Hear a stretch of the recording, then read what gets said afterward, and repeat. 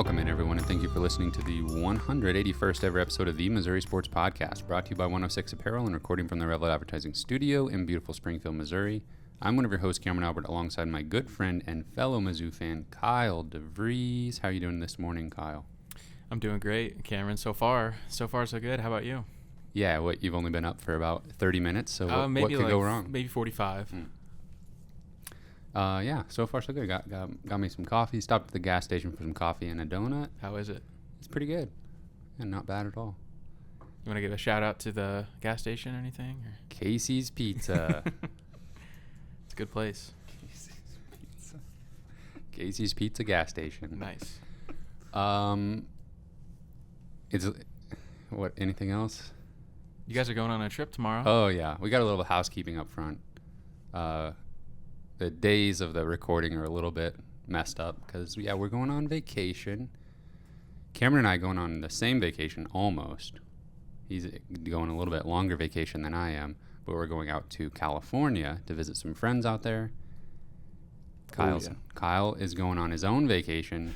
Just by myself. Separate vacations this year. Yeah. Don't want to go with you guys. Yeah. Going my own way. The other direction. It's kind of weird where you both are leaving tomorrow for vacation for completely different parts of the country. Wow. Where are you going? I forgot. Florida. Wow. Yeah.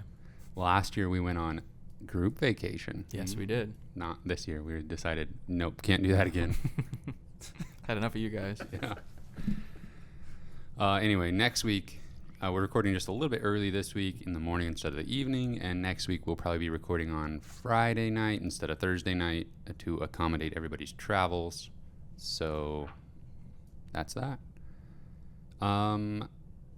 We've got a little bit of news, then we're going to talk basketball, of course. But before we do that, don't forget to subscribe on YouTube. Leave us a review on the podcast platform that you use to listen to us. And if you want to support the podcast directly, you can check out our Patreon page, patreon.com/Missouri Sports Pod. Okay, Kyle, for news, I thought we should maybe recap the situation with Marquis Robinson, the transfer defensive tackle from Auburn. It's been a little bit of a roller coaster with him, and it's still a little bit of a mystery as far as how this is going to end. Yeah, a little background info on Marquis Robinson. Like you said, defensive tackle transferring from Auburn. He was I believe, true freshman this past year. Played a little bit. Really played. Pretty impressive what he was able to do as a freshman at an SEC school like that. But he transfers. And Missouri's in the mix. Tennessee, maybe a couple of other like SEC caliber schools are in the mix because it's pretty good talent. He was quoted in an interview. I shouldn't say the word quote because I don't know what the exact quote was, but he was at least paraphrased. He participated in an interview, kind of talking about some of the schools that he had been talking to.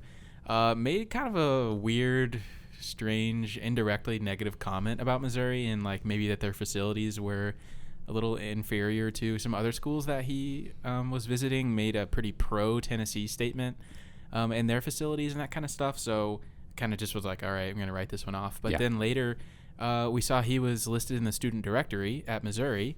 And that's not for sure. That doesn't mean he's a student for sure, but I think it most likely means that he probably will be.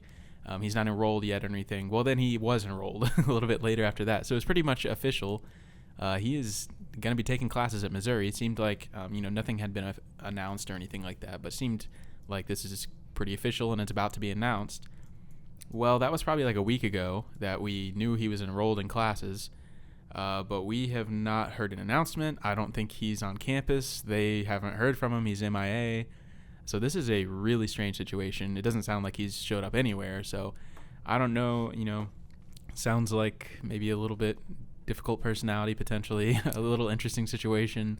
I don't know why he would have been transferring from Auburn whenever he was seeing the field as a freshman. I don't know if there was some stuff going on behind the scenes. So it sounds like an interesting case.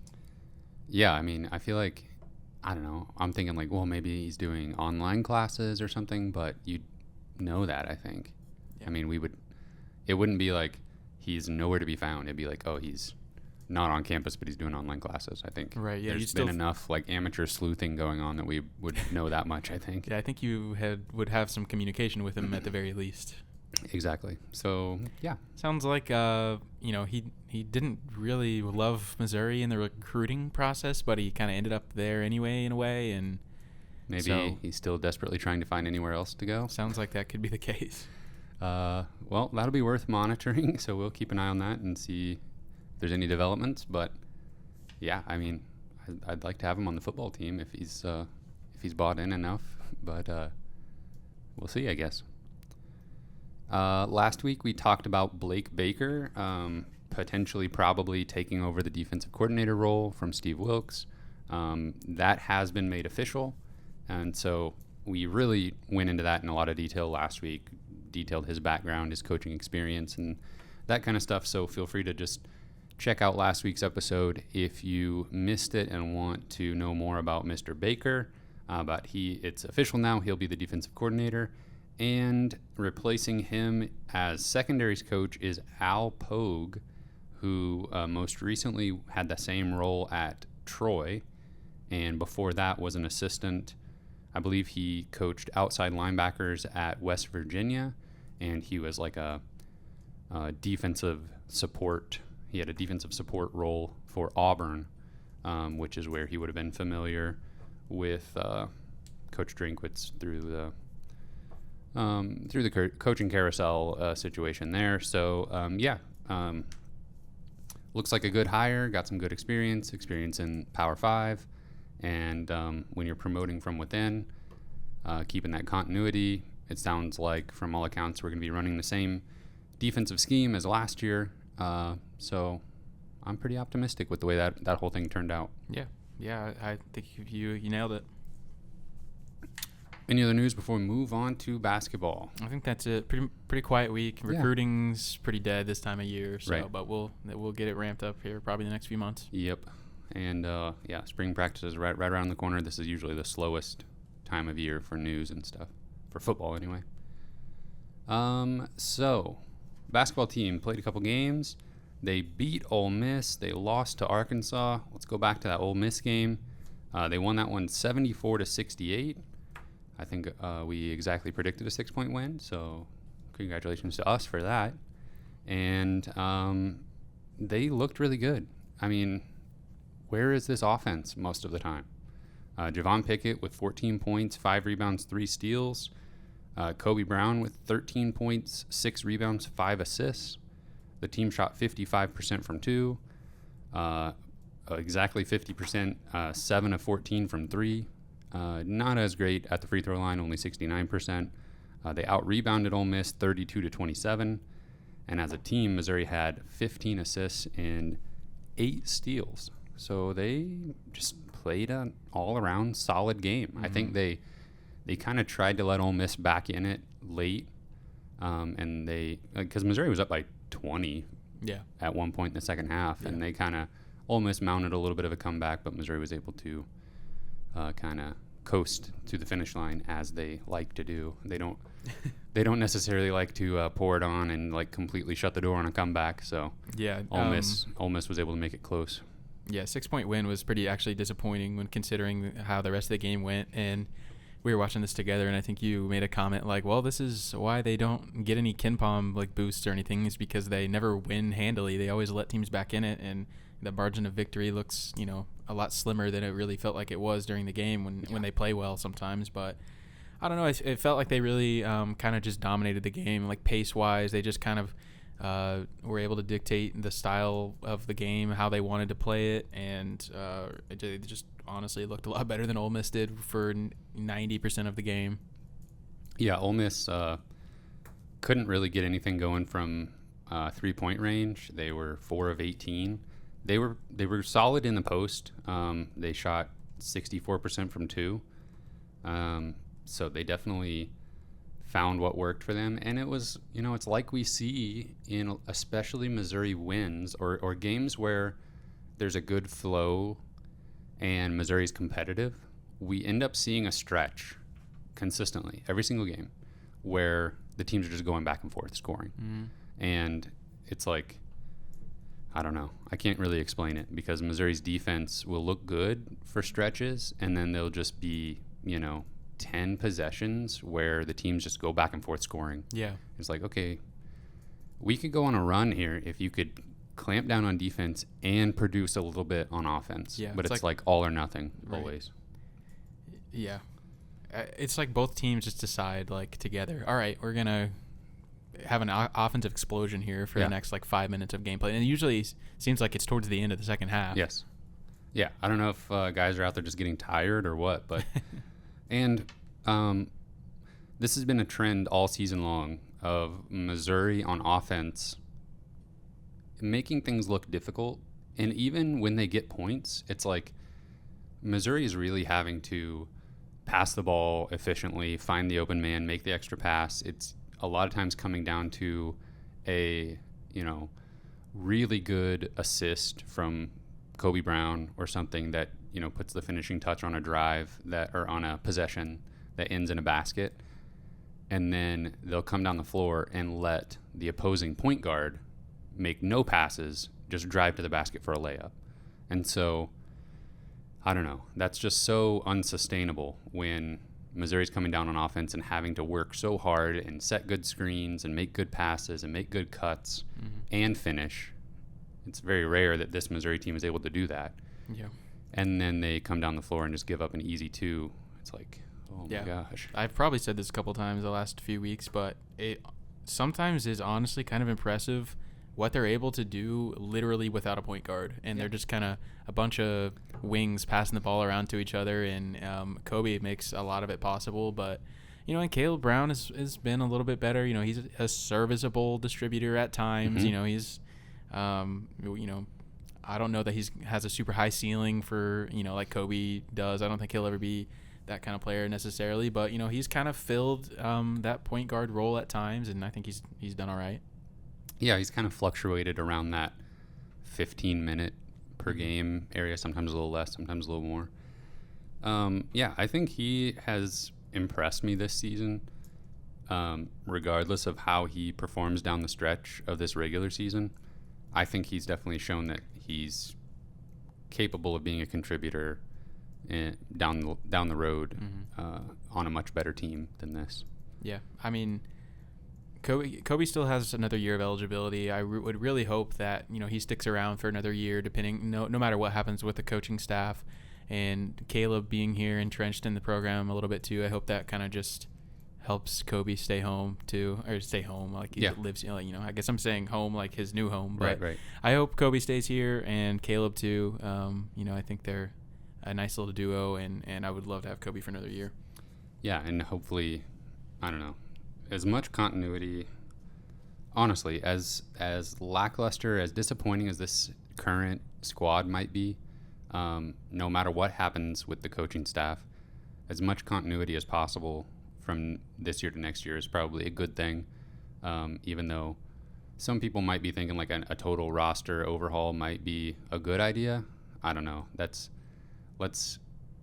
My best case scenario is you keep this core together and then inject a little bit of talent where we're lacking, and then we got a pretty decent team next year. For sure. I mean, and whenever you have a new coach, it's not realistic to expect like an Iowa State like resurrection like they've had this year. Like it's going to take a couple of years to probably rebuild the roster to what the new coach wants it to be. But I fully agree that we've got a nice core of players. We need a point guard, and we need some more. We probably need some athleticism, that kind of stuff. But these guys can kind of help build the bridge to what the new roster will be. 2-3 seasons from now. Yeah, and we've mentioned before having Brazile come into his own and show that he's way further ahead in his development than we had any reason thinking. Whenever he just gets the green light in his head, like he's just gonna make a play, it's just he's just so good. But I feel like there's a lot of times where he's thinking like, all right, I've already missed a couple threes, I'm not gonna take another one. Like he looks a little timid out there, but once he gets that kind of dominant, I don't know, just like I'm gonna take over this game. Like I think he is absolutely capable of doing that. Yeah, I think rightfully so. He doesn't necessarily need to have a complete green light from three at this point, but it is kind of annoying seeing him be wide open and be like, I just shot a 3, and I'm not going to do it this time. It's like, well, if it's in rhythm and you're wide open, you've got as good a shot as anybody else out here to make it, I guess. I want him to just start almost like overshooting, just like start building your confidence, start telling yourself I'm going to be the man going forward. But there was a play in the Arkansas game where he kind of drove from the elbow. I think he was like all the way out to the 3-point line and just kind of cradled the ball and got it up for like takes him like 2 steps. A little bit of a hook shot layup thing that looked so good. I mean, it looked difficult, but he made it look good, and it scored the basket, and I was just really impressed. Going all the way from the 3-point line. We don't have that many players that can get from the 3-point line to the basket without turning the ball over. Yeah. Let's see. I was looking back at this Ole Miss box score. I think we just kind of got a little bit lucky in this one that Ole Miss was so cold from 3. I was a little bit nervous about Joyner coming back because I think he has been injured, and I don't know if he played against us the first time we played a few weeks ago. And he was coming off like a 33-point performance or something like that in recent games. So I was a little bit nervous about Alabama, about him injecting some scoring and some shooting that they maybe didn't have the first time around. But you're right. Quiet. He did not play in the first matchup. He's pretty quiet this game, I feel like. I want to talk a little bit more about Javon Pickett because he was out a couple games, and it was kind of easy to forget about him a little bit, honestly, watching the team play without him. Let me see which games he was not available for. So he was only out. He played 6 minutes against Iowa State and then was out the Florida game and the Texas A&M game. And then since then, he has scored 15 points, 14 points, and 13 points. And I think being without him kind of made me realize, he puts together 3 double-digit scoring efforts. Like, wow, this guy, he's a senior on this team, and it really looks like he knows he doesn't have very many games left in his college career. Yeah. And, he knows that Coach Gonzo Martin doesn't really let guys come back just to play more basketball. So I think he knows his time is limited in Columbia, and he's going to try to make the most of it. But now that I'm looking at his box scores, before he was injured, he had a streak of 6 games in a row scoring in double figures. Mm-hmm. So he's been pretty solid scoring the ball, if not a bit inefficient. Right. Yeah, it's so crazy, what mentality and confidence and those kind of things your mindset can do to your, physical performance in, a sporting event or something like that.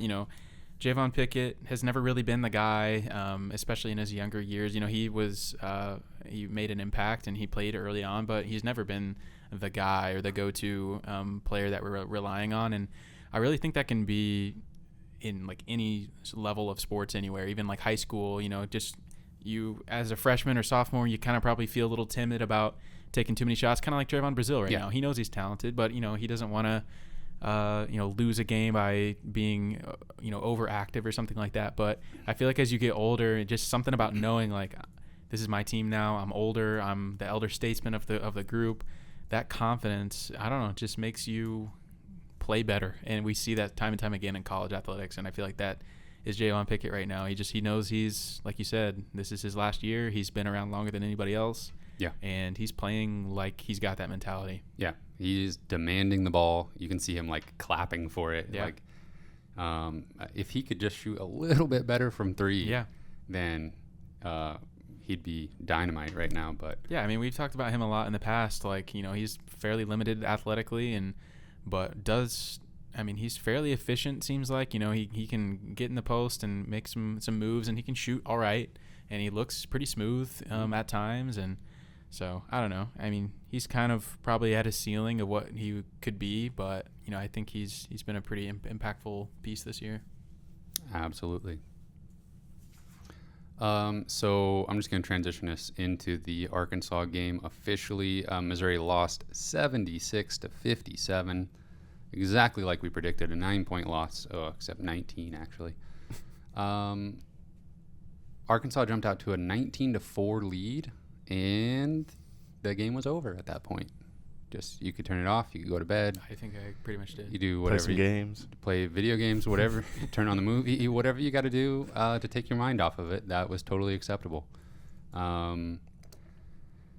This game, like everything, looked very difficult for Missouri's offense. Just unable to get open looks, and then even when they were open, they couldn't get shots to fall. Pickett scored 13, but Mostly in the first half. yeah, and he had to take 12 shots from the field to get to 13 points. So Yeah, this was like the opposite of the Ole Miss game as far as like dictating the style of how the game was played. I feel like we got really spun up trying to keep pace with Arkansas. It was like demoralizing because right from the get-go they were just making everything. They were draining threes. Like they're so much like the anti-Missouri in the way that they just pull up from anywhere and it just goes in anyway. You know, they don't have to like have a beautiful pass and like for wide open shot to make a three like Missouri does. I feel like most of the time. You know, they're super athletic, and I don't know. They're making shots with hands in their face and step backs. And I feel like Missouri's spirit was broken pretty quickly in this game. Yeah. One interesting thing, looking at the box score, Arkansas only had, so they played 5 players 33 minutes or more. So they had one play 33, 2 at 35 minutes, and 2 at 37 minutes. And those 5 players, the 5 starters, were the only players that scored a point for Arkansas. Wow. So they really shortened the bench and ride their best players. Yeah. And Missouri has actually kind of been forced to do that more than they would have typically with Anton Brookshire, Jordan Wilmore, and Yaya Keita sidelined. Jordan Wilmore leaving for the NBA. Yes, I think all 3 of them. I heard that they're going to transfer to Duke as a package deal. In all seriousness, hope Keita is okay. He tweaked his knee a little bit, and he's had knee issues in the past, so hopefully he's fine. But honestly, we talked about this before the Ole Miss game when we were watching it. This is only going to benefit Missouri to not have those guys available. Like, there's no need to sprinkle in Brookshire and Keita for 6 to 9 minutes as the 8th and 9th guys off the bench. No. That's just no reason. Yeah. Unless you're just really trying to give the young guys playing time for the sake of future continuity or something, but continuity. But then it should be like 15 to 20 minutes if you really want to do that. Right. Like, I'm with you. This was Missouri's offense just completely opposite in the Arkansas game from the Ole Miss game. They shot 40% from 2, 29% from 3, but they actually did okay at the free throw line. They didn't get there a ton, but they made 10 of their 12 attempts.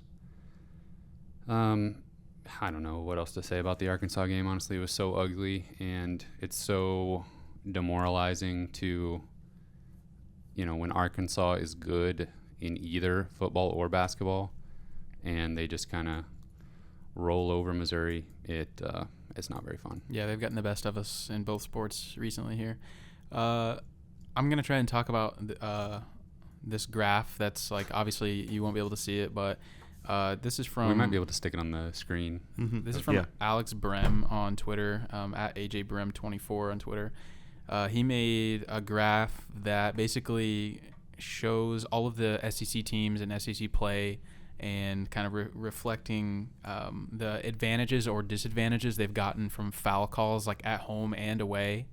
And pretty much exactly, like, if you've watched Missouri basketball at all this year, pretty much exactly what we would have expected. Missouri is as far to the right, top right, as you can possibly get. Basically meaning, they are at a complete foul disadvantage at home and on the road. That came out, what is today? Thursday? Yeah. That came out Tuesday morning, like before this Arkansas game was played. This is honestly, and Arkansas, by the way, was the complete opposite. Like, as far as you can go, advantage at home and away. Yeah. And actually, though, what was crazy was in this game, it actually felt like Missouri was getting better foul. It actually felt like the referees were calling this game favorably for Missouri, and I haven't felt that way in an SEC game maybe all year. Yeah. And I don't know if that's probably just a complete coincidence, but Well, what was really funny about that graph is the creator of it accidentally posted it with the labels wrong. yeah. And so the original post showed Arkansas at a disadvantage with foul calls on the road and at home.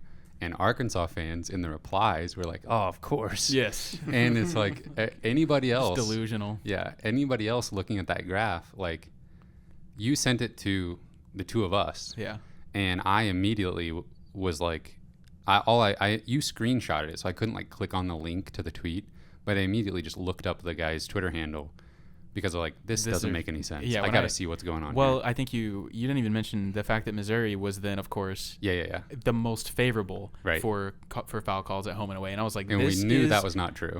This is a blatant lie. This Yes. data's wrong. I'm sorry. Like normally I'm pretty understandable. Like I'll try and see your side of the argument, but this is flat out wrong. And it's so wrong that I wouldn't be surprised if he literally just like got confused and messed something up and like maybe mislabeled it or something, because I actually think this is perfectly opposite of what it's supposed to be. And then sure enough, a couple hours later, he put out the correct one, and Missouri was, of course. He's like, oops, I literally just mislabeled the graph. Yeah. Oops, I literally just made this completely opposite of what it's supposed to be. And so the Arkansas fans, they were like, yeah, see, we are getting bad calls. Yes. And it's like, oh, really? Yeah. I legit thought it was a fan vote. Like at first glance, I was like, wow, a bunch of Arkansas fans got a hold of this because this can't be right. Yeah. Yeah, it would be more reasonable for it to be a vote, like a completely biased vote than what it was. But yeah, he tweeted the correct graph, and it made a lot more sense. And it is interesting to look at, even though I don't quite understand some of the lines on there. But some of the axes he had to get creative to fit all the teams in a visually compelling graph, I guess. Yeah, and he had to actually extend the graph to the right even a little bit farther. Like you can tell the right side of the graph is disproportional to the left, and it's bigger because he had to fit Missouri in there. They're so far in a disadvantage. Yeah. Oh, I'm glad you brought that up. That's pretty wild. So now after beating Ole Miss, Missouri actually improved to 128 in KenPom. But then they got blown out by Arkansas, and that dropped us back down to 140. So Missouri is now 10-15 on the season, 4-8 in the SEC, 140 in KenPom, 135 on offense, 159 on defense. Yikes. Yeah. That is just so not what I thought this team was going to be. No. I knew we'd struggle offensively, but I never dreamed it would be this bad defensively. Yeah, honestly, like looking at these numbers right now, if you told me which is more likely at the beginning of the season, what I'm looking at right now, or 135 on offense and 59 on defense, for sure, I would be like, oh, that makes sense. Yeah, I would definitely have guessed we'd be like in the 50 to 60-ish range, somewhere in there defensively, but plus 100. Yeah, one of the worst defensive efficiency teams Missouri's ever had. Only 6 games left in the regular season, and the next 4 are all against top 50 teams. And I just got to make sure this is right. KenPom has us playing Mississippi State twice in one weekend. Yeah. That is actually correct, right? You might double check it. I think the first time we play them is on like a Friday, which is weird. I think we don't normally play games on Friday. The KenPom has it Friday and then Sunday. Okay. And then is that what the official schedule looks like to you? That's what the old Google says. Okay. First one's on the road, I think, and then they have to travel to Columbia. Mm-hmm. Yeah, because the game got rescheduled from earlier in the season. Sometimes KenPom's schedule thing isn't always accurate, so I just wanted to double check. So yeah, back-to-back games against Mississippi State. Mississippi State is 14-10 on the season, 5-6 in conference play, and actually they played last night, so now they're 14-11, 5-7 in SEC play. They've lost a few in a row, I think, haven't they? They sure have. They have lost 5 in a row, I think. Let me look. They have lost 4 in a row and 6 out of 7. Their only win in that stretch coming at home against South Carolina. I watched them play Alabama last night, and I don't know. Alabama is such a weird team. Like they play down to their competition so bad that it's kind of hard to get a feel for Mississippi State watching them play Alabama. This was at Alabama, and Mississippi State had a lead with like 6 minutes left.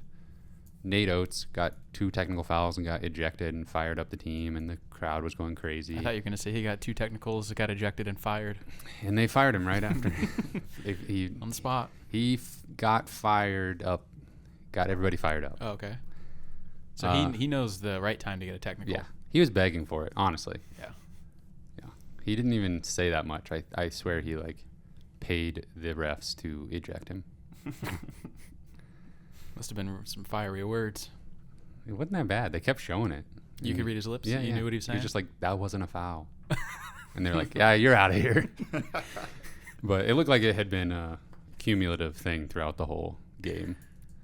I disagree with that call. Get him out of here. Yeah, that's kind of how it was. Mississippi State.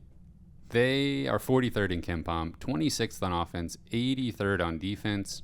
Iverson Molinar is their star player. He's got a 120 offensive rating. 100 is average. 120 is very good. Much better than any player on Missouri. He is not. They've kind of played around with his role in the offense. I think I would call him a point guard, but he's their primary scoring threat, so they like to get him off the ball as much as possible. That's been a little bit of a struggle lately because they're without backup point guard Rocket Watts, who you may have heard of before.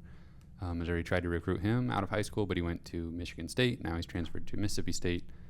I don't think he'll play in either one of these games. He was wearing an elbow brace on the bench, not dressed out against Alabama.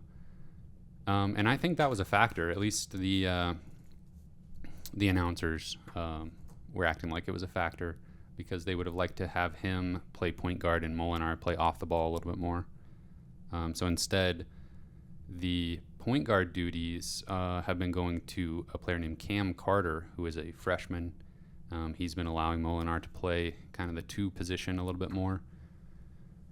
I don't know how you slow him down. I think Alabama was able to basically keep him out of the paint and keep him off the free throw line. And those are 2 things that I don't think Missouri will be able to do. They kind of were able to deny him the ball, and they would basically double him every time he stepped a foot inside the 3-point line. So probably Missouri should try to do that. Hope Konzo was watching film. Yeah, I don't know. I'm sure he's watching, but whether the players will be able to execute that is another question. They also have a really good forward in DJ Jeffries, who transferred from Memphis. He's kind of a stretch 4, but he can really do it all. He brings the ball up the court sometimes and is a pretty good distributor. Shaquille More is another guard that is a good 3-point shooter. I'm kind of surprised that they're ranked 26th in offense just because they're a little bit streaky and they do rely so much on Molinar. And he's more of he's a free throw and a finisher at the rim. He's not a long 2-point shooter. He can hit a baseline jumper. He can hit a 3, but he's shooting under 30%. So if you can keep him out of the paint, I think you might have a good chance. He's a good distributor, doesn't turn the ball over, just a really solid point guard. But you can tell, they are, as good as he is, Mississippi State is still lacking a little bit on offense because they can't let him just be a point guard. They have to get him touches off the ball and some driving opportunities. Yeah, this could be interesting with Mississippi State's offensive rating 26 versus Missouri's defensive rating of 160-something. On the road, this seems like a pretty tough matchup, and it seems like historically we don't play well against Mississippi State, but we kind of broke that curse with Ole Miss this year, I guess, which is weird. But yeah, I don't know. I think this is going to be a loss probably on the road, but I think Missouri's got a shot to win whenever they come back home to Columbia. Yeah, if they split these games, I would be happy. If Missouri can win the home game, I would take that for sure. Mississippi State basically had to win last night against Alabama to keep their NCAA tournament hopes alive. I think they are firmly on the outside looking in after that loss. They'd have to probably win like 3 games in the SEC tournament to make up for it. they've had some opportunities against good opponents, but just haven't been able to get very many wins. They had a huge win against Alabama earlier in the season, and they beat Arkansas earlier in the season, but they've pretty much lost every other good game opportunity. Would you be able to give us a quick update on where Missouri stands in the SEC standings right now? They're probably, 11th out of 14 maybe? 10th or 11th? They are 12th right now. Texas A&M is a game better. They beat Florida. Oh, yeah, I saw that. Kind of an upset there. Vanderbilt is a game ahead, and Mississippi State. Those three teams all have 5 wins to Missouri's 4. So we're only ahead of Ole Miss and Georgia. Correct. So we need Vanderbilt, South Carolina, A&M, those teams to lose to be able to squeak out of the play-in round. Yeah, I'm not optimistic. Probably not going to happen, yeah.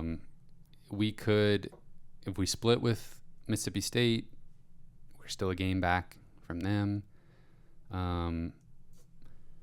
Yeah, and we play Tennessee still and LSU. Yeah, I don't think it's going to happen. The last 2 games of the season, though, are South Carolina and Georgia. Yeah, Georgia's on the road, though, Yeah. right? Yeah. But Seems like a lot of road games still left. yeah, honestly, I could see South Carolina actually falling and maybe only winning. I could see South Carolina not winning another game, honestly. But we do have to go on the road to play them. So, Oh, really? yeah. I don't know. It's not looking good for Missouri to get out of that bottom 4 No, I and don't out of the think so. first day of the SEC tournament. Okay, so even though we do play 2 games against Mississippi State, we do play Tennessee on Tuesday before we will be recording again. So it's like 3 games in 5 days for the Missouri Tigers. But that game is at home, but Tennessee is extremely hot. They have won 8 SEC games in a row, including a huge home win over Kentucky most recently.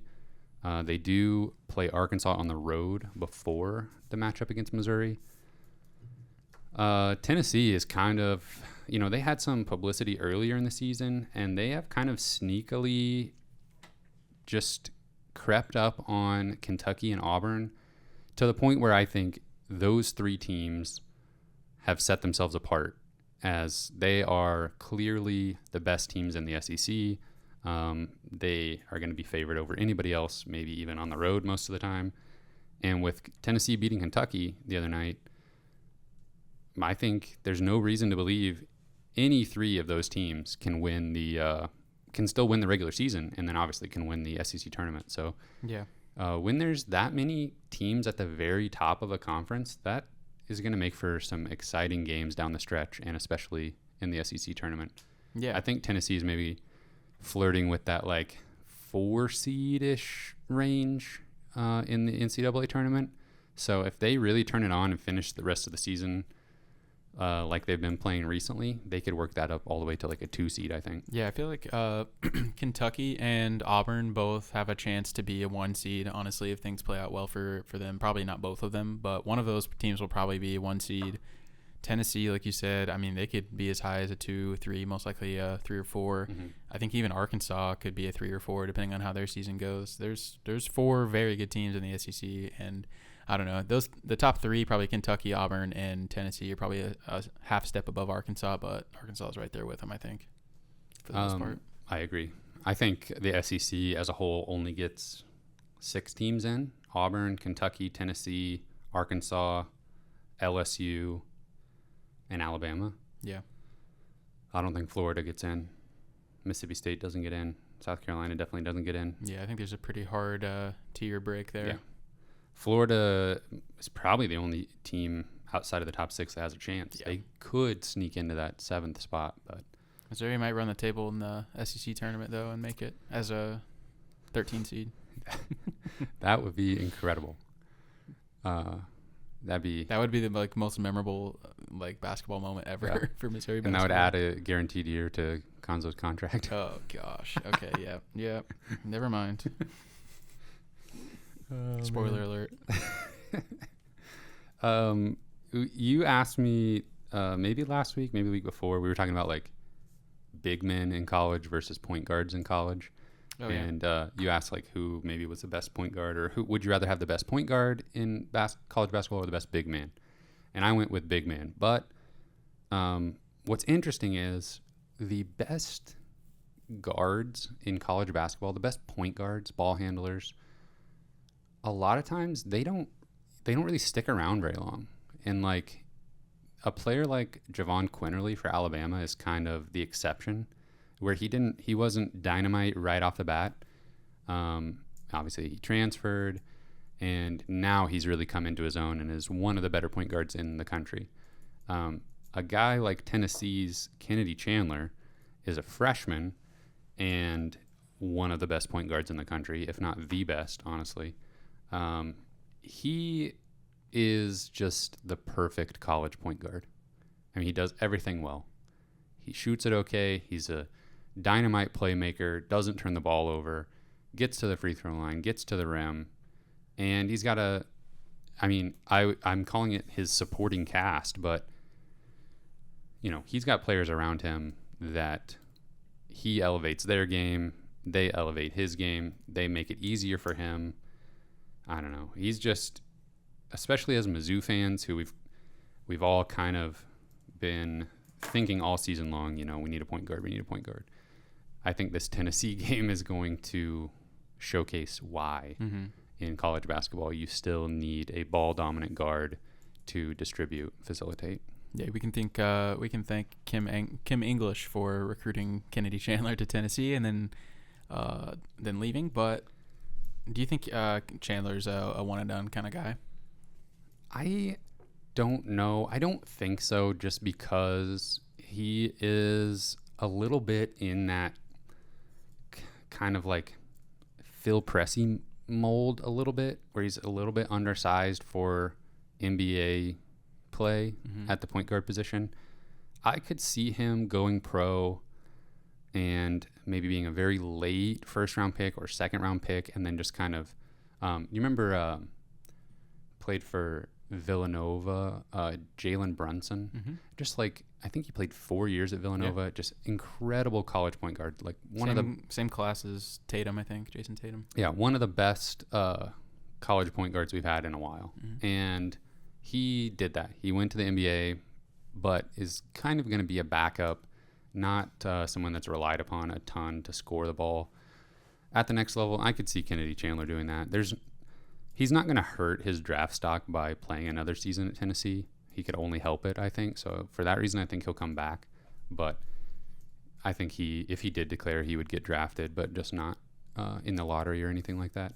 The NBA, they only want, if you're gonna spend a lottery pick on like a guard, they're gonna be like 6'4" to 6'8" guard who is just, you know, one of these almost developmental players. You're going to get them as young as possible, and a guy that can defend multiple positions and still have point guard skills.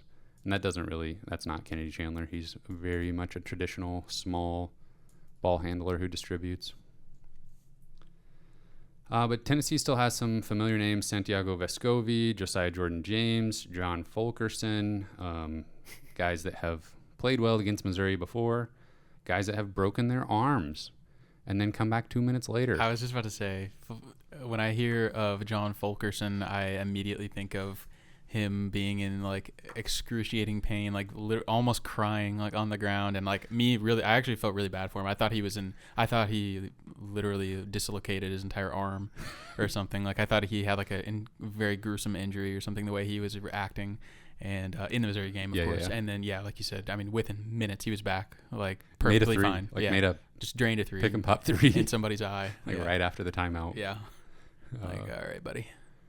I remember, like, 2 years ago, I was eyeing Kennedy Chandler as a guy that Missouri would be in on recruiting. And I thought he could be, you know, a building block for an incredible 2021 recruiting class from Missouri. or 2020 recruiting class, and obviously that didn't happen. I mean, Wasn't he like a 5-star recruit? Not quite yet at that time. Oh, you just were early on him, huh? I guess so, yeah. He was like relatively regional. I think he's from the state of Tennessee, but maybe, I don't know. He's relatively regional, and I knew he had a scholarship offer from Missouri, and he, I was looking at the class as a whole and the offers that were out there, and I thought he could be, the marquee get of a really good recruiting class. He was. For someone else. Yes, and everybody else that I was had on this, these are the 5 guys that I thought, oh, this recruiting class would, completely flip the script and change the trajectory of Mizzou basketball. Yeah, we didn't get any of them. That's kind of, and again, we will go into great depths on Conzo Martin here in a couple weeks, but that is another kind of unfortunate side effect of Conzo Martin as a coach is. I feel like a few years ago, I was so involved in following basketball recruiting for Mizzou. I was watching highlight tapes for guys all the time. Now I don't even know who in the world we're recruiting. Aiden Shaw is it seems like the best actual recruit we've had in a really long time that's actually committed to Missouri. But yeah, I feel like I don't even really pay all that much attention to who Missouri is recruiting these days because it's just so silent, and we probably aren't going to get them anyway. Yeah. It's you don't want to get too invested in these high school kids, even if they're from the state of Missouri. Mm-hmm. And the commits that we do get are people you never heard of sometimes. I mean, I imagine you hadn't heard of Axel Okongo before. I had heard of him. He was kind of. I couldn't. You can't even lie. I couldn't even pretend. Yeah, it was literally the first time we had ever heard of him was when they announced it. Yeah, honestly, how true is that about Anton Brookshire?